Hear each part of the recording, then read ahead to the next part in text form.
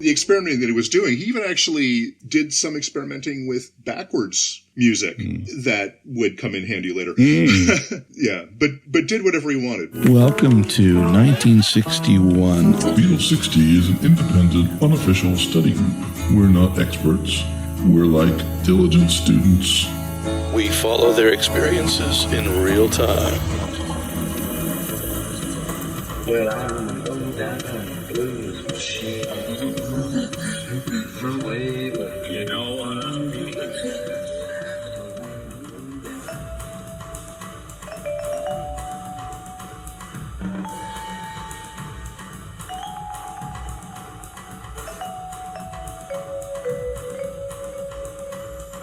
Hello, listeners. Today we're offering a brief look at what George Martin was up to in 1961. I'm here with my co-host. Actually, we're not together. We're 7,000 miles apart, but by modern technology. I'm with barmy old codger, who's called Andy, if you know him. And I'm known in social media as Rent's Fur, but my friends call me Larry. How's it going, Andy? It's good. How are you, Larry? You're like so far away. I'm so far away. You're there in Osaka, and I'm in Nashville, so... Yeah, just so they know. Yeah, there you go. So, George Martin and Parlophone.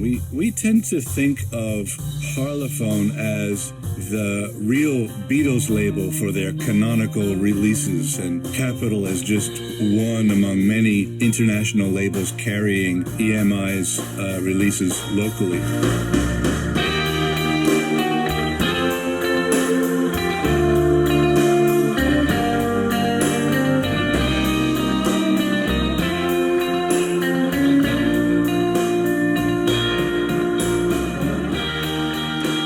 In fact, as I vaguely understand it, Capital, Parlophone, and other EMI divisions were all the result of past mergers and acquisitions, each one, I guess, with different internal agreements, prerogatives, and I suppose corporate cultures, almost surely. I don't know any of this, but I'm just guessing.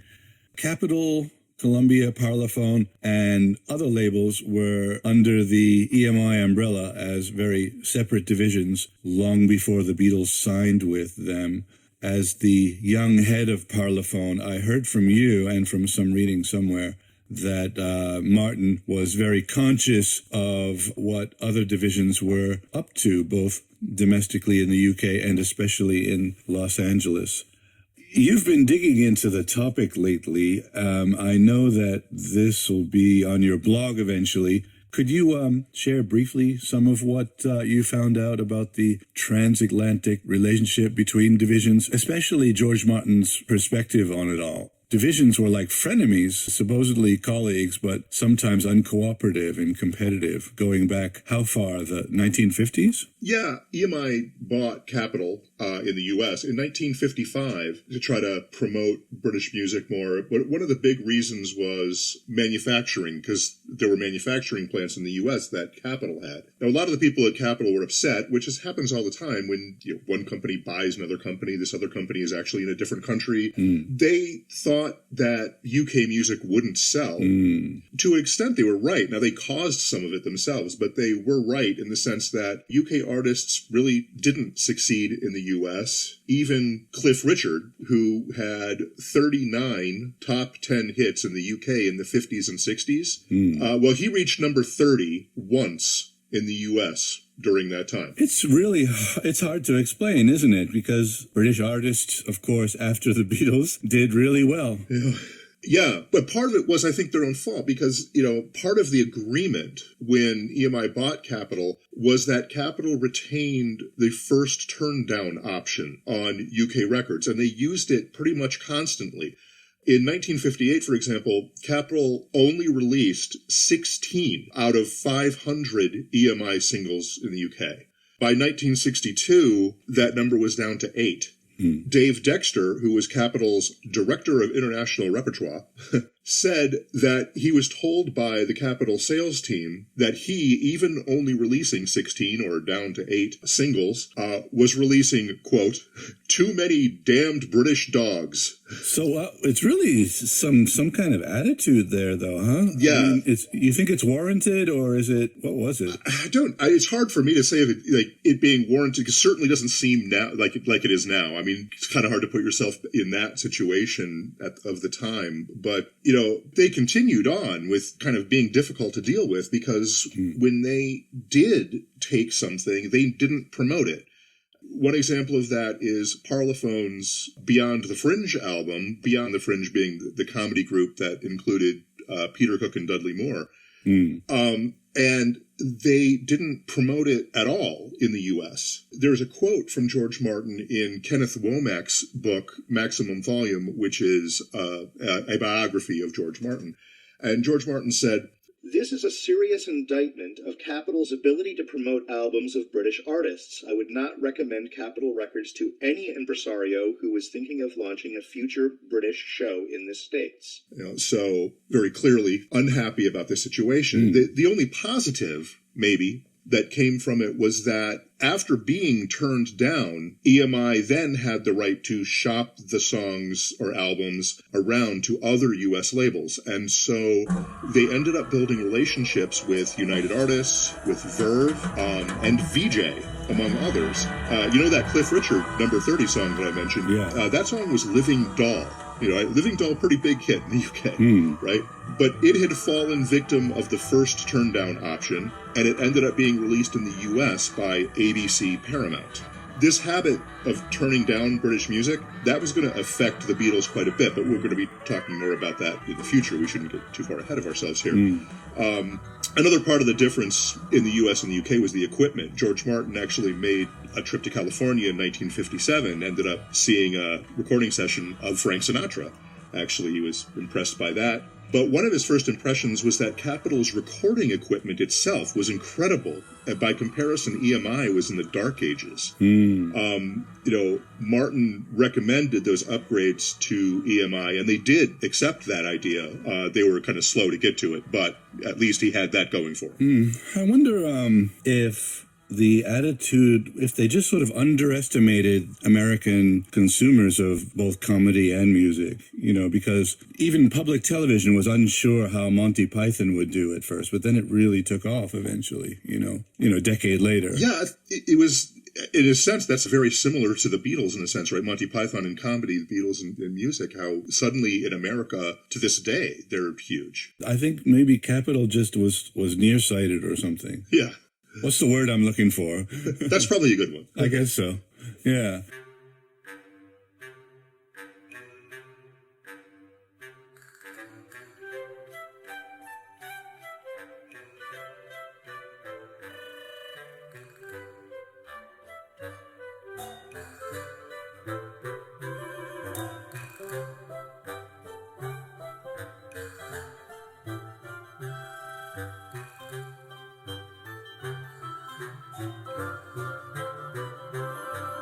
Wasn't Parlophone associated with sort of novelty and comic hits? One thing I noticed when compiling new singles for our Facebook group that were 60 years ago entering the UK and US charts in 1960, 1961, I noticed how really good pop hits were coming from America. You had Ray Charles and Patsy Cline and, just really good stuff. Elvis, and that the British radio seemed to range from stodgy to quirky to quaint. You had Anthony Newley was like the best thing they could come up with, or Cliff Richard. But the powerful pop hits were fewer and farther between. I guess it's no wonder that young Brits found the Goons to have been a breath of fresh air and otherwise were keen on American imports for music, for rock, blues, jazz, country, gospel, and then the Goff and King stuff and the girl groups. But I heard from you that Martin was almost obsessed with the idea of producing a great pop act. He was frustrated, basically, right? Yeah, well, he was the head of Parlophone starting in 1955 when he was 29 years old. Parlophone had been the lowest rung on the EMI ladder, but Martin made great improvements to it, and it was mainly with comedy. Both LPs and singles by Peter Sellers, Spike Milligan, Beyond the Fringe, Bernard Cribbins, who I have to mention because he ultimately went on to play Wilfred Mott in Doctor Who, and ding, I've got my Doctor Who reference for the week. But George Martin definitely wanted a pop star. He had been thinking about it from the very beginning. There is another George Martin quote from the Kenneth Womack biography where Martin says, "The comedy records had been fine and had begun to put Parlophone on the map, but I was looking with something close to desperation for an act from the pop world. I was frankly jealous of the seemingly easy success other people were having with such acts, in particular Norrie Paramor, my opposite number on Columbia, whose artist Cliff Richard was on an apparently automatic ride to stardom. Norrie and Cliff were so successful that they could have taken God Save the Queen to the top of the charts." There's a lot of talk about his kind of jealousy of Norrie Paramor and Cliff Richard. He did have some little success, George Martin did, with Matt Monro, for example, who was kind of a Frank Sinatra-style singer. His first two singles in 1960 were both in the top 5 on the UK charts, but nothing close to what Cliff Richard was doing. The first George Martin-produced #1 song was You're Driving Me Crazy by the Temperance Seven, but that was pretty much straight 1920s style jazz. It was a little quirky, but it was jazz. Still no pop stars. Yeah, if only a good pop act could come his way. Geez, he could really do something. If only. So yeah, I notice you're talking. He describes the head of the other divisions, which are labels also, as his opposite number. So they're colleagues, but they're rivals at the same time. Right. Yeah, especially Norrie because of Cliff. So Norrie's success really got in his craw. Is that a phrase? I think so. Yeah. It did that. Sure, he wanted to sign a great pop act or performer, produce them, and probably even compose for them to get royalties.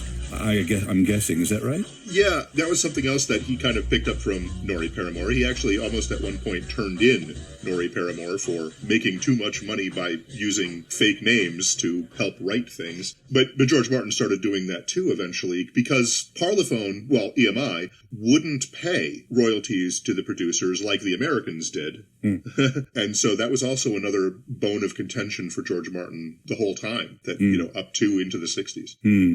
I think if we were professors in organization studies, this would be like a case study in corporate culture, sort of, that kind of thing, right? Organization men.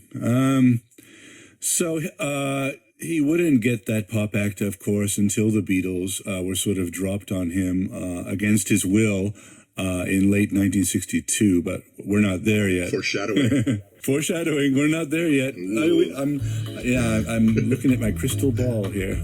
Yeah.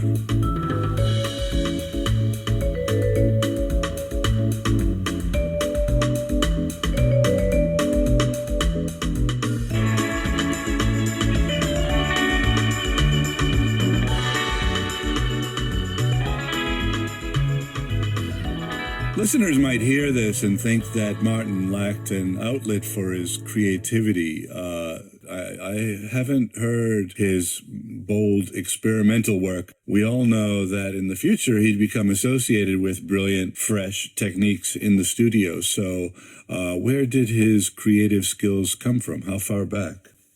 Yeah, George Martin had been trying all sorts of different things from the very beginning. By 1956, only a year after he took over Parlophone, he was recording not only the comedy, but children's music, skiffle, that he actually produced a version of Maggie May by the Vipers, and all sorts of things. My favorite of his early ideas was this idea of the do-it-yourself disc, which you could kind of say was a precursor to karaoke.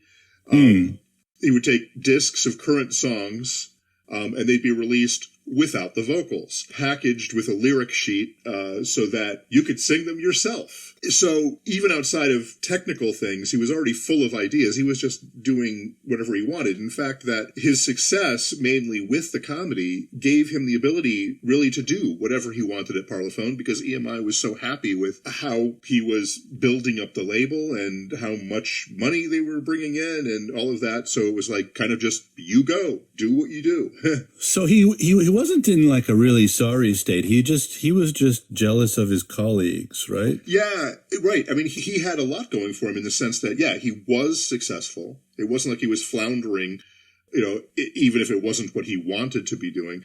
And he had that freedom. And so those were things to be very happy about.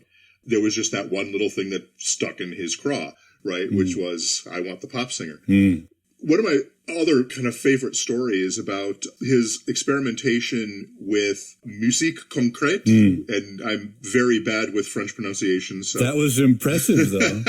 Well, thank you very much.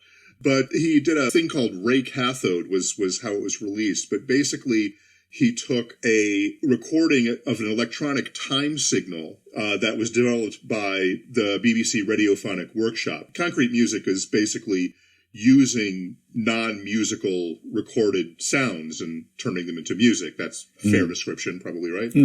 He took this time signal and he added a melody and a Latin rhythm using studio musicians to create a piece that was called Time Beat, and it was released as a single under the name Ray Cathode. There are even some photos out there of George Martin posing with a big computer called Ray Cathode. Is it good? I don't know this. It's basic. I mean, it actually got some play on BBC Light programming, kind of just like background music. It didn't hit the singles chart, but it's, it's a cute little thing. I don't think you would listen to it to, go, oh, I'm listening to great music as kind of a backgroundy thing. But there was another quote from George Martin in Kenneth Womack's book about this idea, which is kind of funny. George Martin says, electronic or concrete music is not new in itself, but it is on pop discs. Time Beat is concrete music reinforced by musicians. So we're calling it reinforced concrete music. Ba-dum-bum. Yeah. Listener, did you guess it? Yeah. So, like I say, it didn't hit the singles chart, but the experimenting that he was doing, he even actually did some experimenting with backwards music that would come in handy later. Yeah, but did whatever he wanted.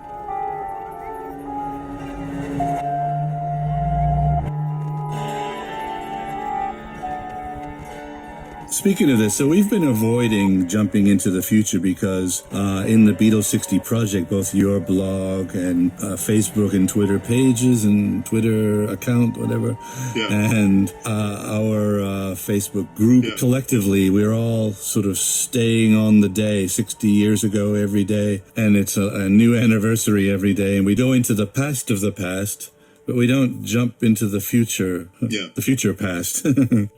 But, well, especially in the podcast, and especially this topic, it might be interesting to jump ahead a little bit because it's almost ironic and just like amazing because he didn't want the Beatles, but then they turned out to be exactly the thing that he was looking for, right? Yeah, that's right. I guess to get into all of the details of how that happened is probably kind of later for later, but that is accurate. He was not impressed by them. It basically was a task that was given to him to record the Beatles. And just really briefly, without getting into all the detail, it was because the publishing company of EMI, Ardmore and Beechwood, wanted the rights to a couple of the songs that John and Paul had written, and the way to do that was to sign them. But yeah, so he's like, okay, I guess I'll have to record the Beatles. No big deal. I record a lot of stuff, whatever. Yeah. But then, it turned into exactly what he had been looking for all that time. I mean, Cliff Richard plus, Well, I mean, when the Beatles took off, that was when Cliff kind of started fading away a little bit. And not completely. He was still around for a while, but yeah. Right. And Helen Shapiro. Yeah. Right. And who was his counterpart at the Columbia label again? That was Norrie Paramor. Yeah, Norrie. So I wonder how he, like when they're in the EMI lunchroom, he's like, "Hi, Norrie." Like once he got, Please Me onto the charts, Right. It's like, hey, have you talked to Cliff lately? How's he feeling? It is a very kind of ironic thing, right? That, what do they say? It's like, you never know when the thing that you want is going to just suddenly come to you. It is amazing. Almost by accident, Yeah. That was absolutely not destiny.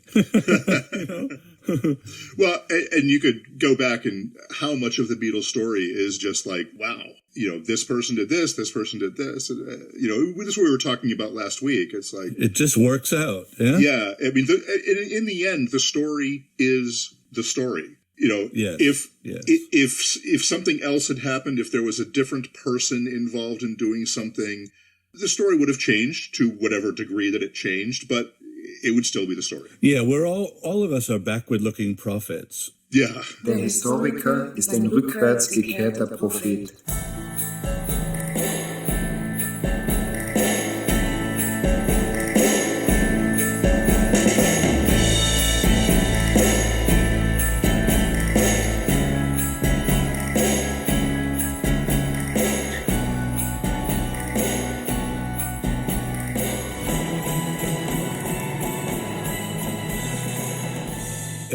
And I think we said in a private conversation recently how you could say that it's true about any of us that we became who we are because of all these weird things that happened, Yeah. It wasn't, who knows what destiny is. I don't think about destiny, but the results are, I'm lost. My brain hurts. Oh. Maybe a listener can give some ideas. Yeah, listeners, you can go to our Anchor page. So it's anchor.fm/Beatles60. There's a button where you can send us audio and we can include you in future podcasts. So if you have something you want to say about this like quirkiness of history and destiny and all that, accidents and coincidences and things like that. But I wanted to jump ahead because it's so interesting, because everything we talked about that is happening to him now 60 years ago is completely setting him up for what's going to happen a year from now, Yeah. Or sooner. When does it happen? The signing happens in May. Then the first single is October. There's a few things that we're going to be talking a whole lot about that happen in between there. But yeah, basically between May and October 1962 is when it all starts. There's a lineup change coming. Yeah.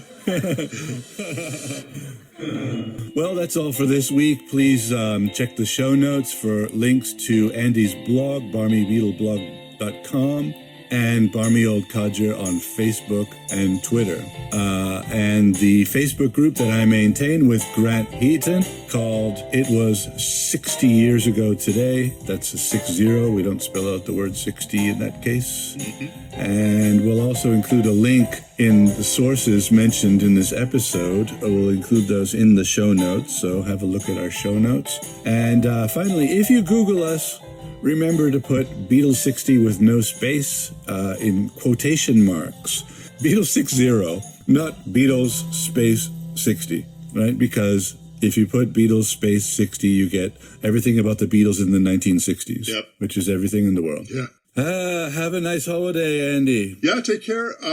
Happy Thanksgiving to everyone who has Thanksgiving coming up. I will be having a Thanksgiving in Virginia. Oh, yeah. The Commonwealth of Virginia. Yes, that's right. In Jamestown or...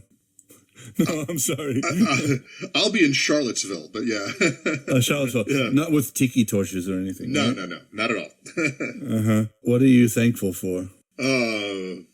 I'm actually, this is probably going to sound very, very orchestrated to say something like this, but, I am thankful that I've been able to do this for 4.5 years and to keep it up and to actually have it become bigger by doing things like adding a podcast to the whole deal and just studying the Beatles. It's a great thing to be able to do. Well, I'm going to say, sort of ditto to all that. And I want the listener to know, we sort of script a little bit in advance, but that was totally just spontaneous and from the heart from Andy. Okay. Goodbye.